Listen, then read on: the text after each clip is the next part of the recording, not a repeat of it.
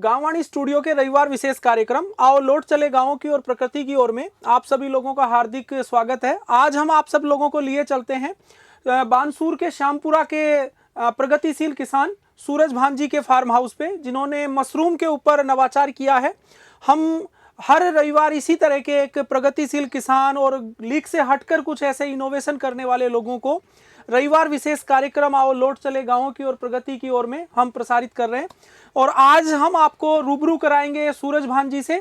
ये हमारे युवा जागृति जो कृषक उत्पादक संघ है, फार्मर प्रोड्यूसर ऑर्गेनाइजेशन, उसके मेंबर भी हैं और प्रगतिशील किसान हैं। साथ में इन्होंने मशरूम उत्पादन में विगत 3 साल से इनोवेशन किया है। कृषि विज्ञान केंद्र का काफ़ी अच्छा सहयोग रहा है इन्हें प्रशिक्षण प्रदान करके और इस लायक आगे बढ़ाने में। तो आइए हम बाकी किसान भाइयों को भी रूबरू कराते हैं सूरज भान जी से। हमने पूर्व में भी इनसे कई सारे सेशन आपसे इंटरेक्टिव करवाए हैं, लेकिन आज मशरूम का इनका जो लाइव जो फार्म हाउस है वहां आप लोगों को हम लिए चलते हैं। नमस्कार सूरज भान जी। नमस्कार जी। तो सबसे पहले मैं मेरी गांववाणी टीम की तरफ से आपका अभिनंदन करता हूं आज इस रविवार विशेष कार्यक्रम में। और हमें खुशी है कि आपने इतना कम समय में एक इतनी अच्छी एक व्यवस्था के साथ में ये पूरा फार्म हाउस सेटअप किया है। और आज के इस कार्यक्रम में हमें ये देखकर भी खुशी हो रही है कि पिछली बार जब हम आए थे तो आपका ये जो शेड आपने बनाया है, ये फार्म हाउस बनाया है, आप अपनी टीम के साथ इसे बनाने में लगे हुए थे। और मात्र 1 महीने के बाद जब हम यहाँ आपके पास दोबारा पुनः आए हैं तो हमें देखकर खुशी हो रही है कि किस तरह मोती के समान ये मशरूम, जो बटन मशरूम आपने लगाया है, वो इस तरीके से इन शेड में से निकलकर बाहर आ रहा है। और आज आपने हमें सुबह सुबह कड़ाके की ठंड के बीच में मशरूम के पकोड़े भी खिलाए, वो हमें बहुत अच्छे लगे। और हमें महसूस हुआ कि पनीर की बजाय अगर हम मशरूम के पकोड़े भी खाएं तो बाकी पौष्टिकता के साथ में काफ़ी अच्छे भी लगते हैं। अच्छा। तो मैं आपसे जानना चाहूँगा सर कि ये जो आपने मशरूम का जो उत्पादन स्टार्ट किया, जब आपने ये बेड बनाए तब से लेकर और अब तक की जो प्रक्रिया है आपकी, उस प्रक्रिया को हम चाहेंगे कि फार्मर्स के साथ आप साझा करें। सूरज भान जी। नमस्कार सभी किसान भाइयों को और सभी दर्शक बंधुओं को। युवा जागृति संस्था बानसूर को मैं बार बार धन्यवाद देना चाहता हूँ, कोटि कोटि नमन करना चाहता हूँ। ये किसानों को अच्छी तरह से मोटिवेशन करते हैं और मार्केटिंग की भी अच्छी व्यवस्था कराते हैं। ये किसी को ऑफलेस नहीं होने देते हैं। हमारा ये बटन मशरूम का फार्म हाउस है श्यामपुरा बानसूर अलवर में। मैं 3 साल से बटन मशरूम और ऑयस्टर मशरूम पर काम कर रहा हूँ। इसके साथ साथ मैंने बटन और ऑयस्टर का अचार भी तैयार कर लिया है। ये अभी जल्द ही मार्केट में उपलब्ध हो जाएगा। बिल्कुल सर। और युवा जागृति की तरफ से इनके एफईओ के माध्यम से हमारा रजिस्ट्रेशन हो गया, लैब पर टेस्टिंग के लिए गया हुआ है और सारी व्यवस्थाएं हो रही हैं। और मार्केटिंग की व्यवस्था भी युवा जागृति की तरफ से इनके एफईओ के माध्यम से, करीब इनके एफईओ में 4,500 महिलाएं जुड़ी हुई हैं जो अनेक तरीके का कार्य करते हैं, जैसे अचार बनाना, सिलाई करना, कंप्यूटर सिखाना या सीखना। कृषि में भी, पशुपालन में भी युवा जागृति बहुत अच्छा कार्य कर रही है। मैं इनको बार बार धन्यवाद देना चाहता हूँ। और साथ में हमारे को भी इन्होंने खूब मोटिवेशन किया। कोई मार्केटिंग की समस्या नहीं आने दे रहे हैं। ये सारी व्यवस्था, कहीं मशीनरी की ज़रूरत पड़ती है, अब मेरे को पैकिंग की ज़रूरत पड़ी तो ये व्यवस्था करवा रहे हैं। और मैं आशा ही नहीं, पूर्ण विश्वास भी रखता हूँ श्री गोकुल सैनी जी अपनी हर बात पर खरे उतरते हैं। जो किसी भी किसान को कोई भी समस्या हो तो ये सॉल्यूशन का 100% प्रयास करते हैं और सॉल्यूशन कर भी देते हैं। अब मैंने एक फ्लक्स इसमें तोड़ भी लिया है। बिल्कुल सर। करीब 7-8 क्विंटल का आ गया मेरा एक फ्लक्स। हाँ जी। और अब ये दूसरा फ्लक्स चालू हो गया, ये परसों तक मेरा तैयार हो जाएगा। हाँ जी सर।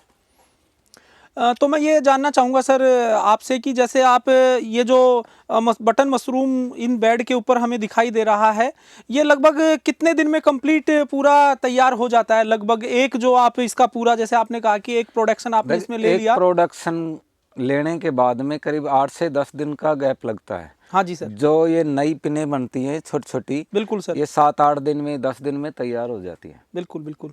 तो सर आपने एक इनोवेशन किया और हमारी टीम भी आपकी मदद कर रही है कि आपने, क्योंकि मार्केट की सबसे ज़्यादा बड़ी समस्या आती है किसान को अपने उत्पादन को मार्केट तक पहुंचाने में, लेकिन आपने अपने जज्बे और इनोवेशन के साथ अब की बार आपने इसका एक नया इनोवेशन किया कि क्यों ना मशरूम को एक अचार के रूप में बनाकर और मार्केट में लोगों तक पहुंचाया जाए, और अब की बार ये सफल इनोवेशन भी किया है।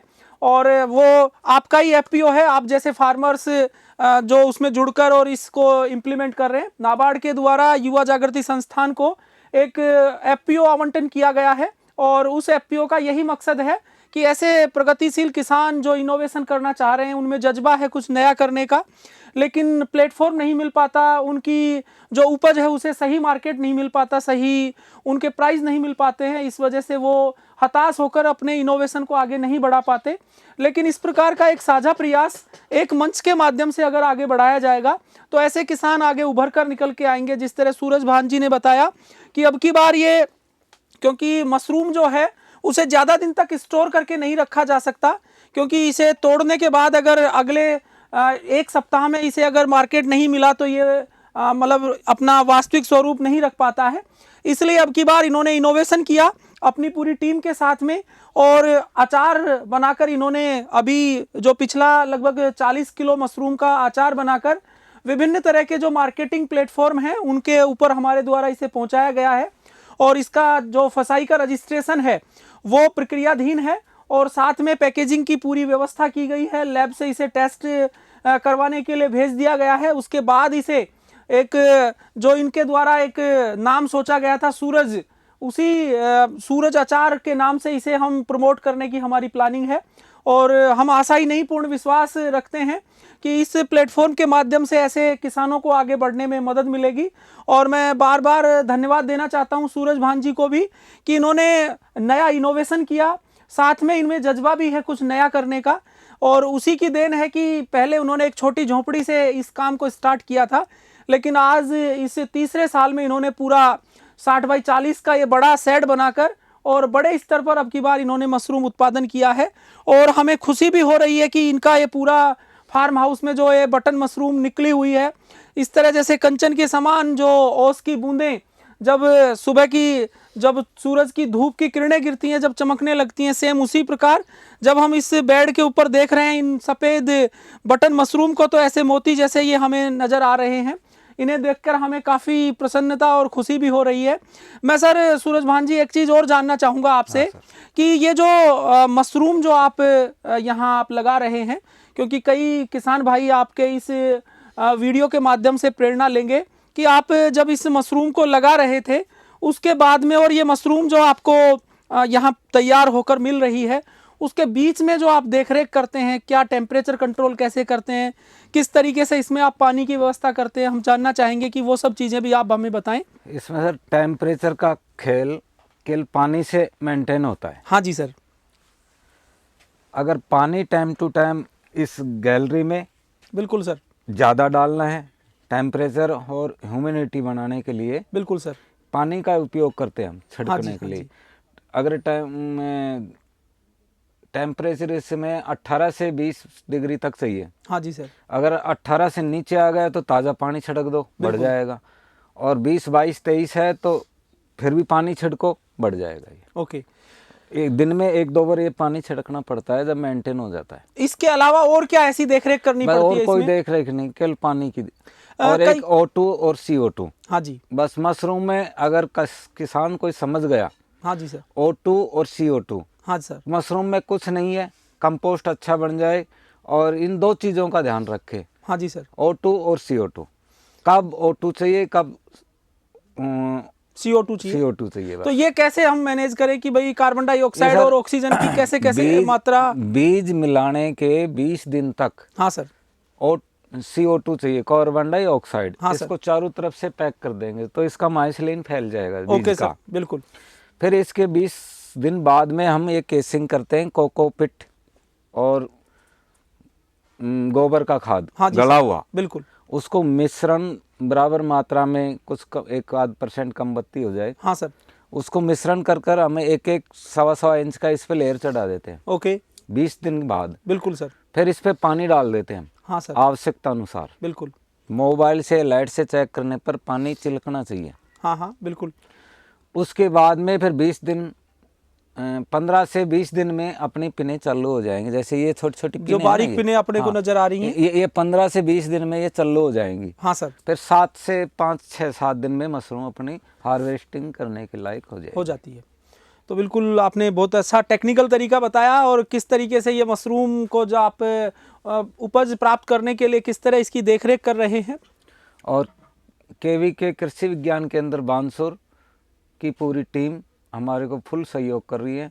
डॉक्टर सुनील कुमार जी, बिल्कुल वो सर, भी समय समय पर हमारे को देख रेख करते रहते हैं। बिल्कुल सर। कोई समस्या आती है तो हम उनसे टाई अप कर लेते हैं। नहीं, कृषि विज्ञान केंद्र बानसूर का बहुत अच्छा योगदान है सर। आप जैसे फार्मर्स को एक स्थापित करने के लिए, उन्हें अपने पैरों पर खड़ा करने के लिए जहां तकनीक की आवश्यकता होती है, ट्रेनिंग की आवश्यकता होती है, कृषि विज्ञान केंद्र की पूरी टीम फार्मर्स के फार्म हाउस पर आकर उसे पूरा का पूरा एक प्रैक्टिकली लाइव समझाकर उस चीज़ को आगे बढ़ा रही है। और KVK के इस सहयोग के लिए हम भी आभारी हैं।